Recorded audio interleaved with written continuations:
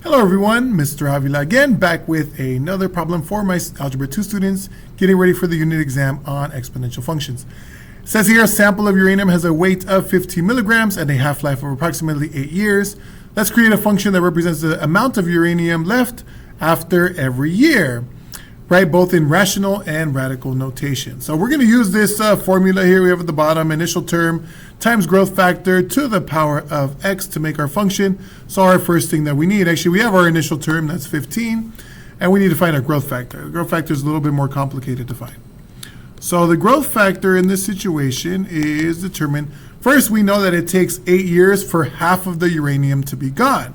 So the growth factor could be 1/2, but that's 1/2 after 8 years.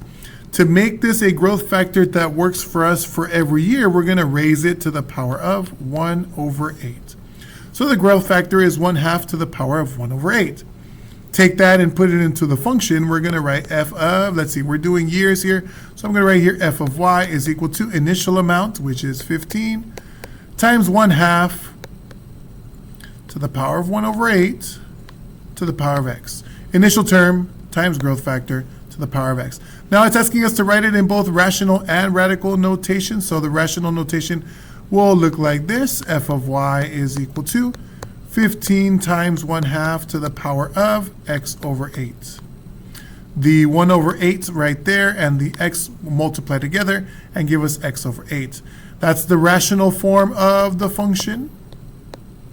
And the radical form of the function would be that we have a root here at the bottom, the 8th power. So that's going to be f of y is equal to 15 times the 8th root, sorry, that's supposed to be an 8, of 1/2 to the power of x. Okay, so that would be the other way to see it. 15 times the 8th root of 1/2 to the power of x, and that's the radical form for this function. So 2 ways to write this function for exponential decay. Thanks a lot. See you in the next one.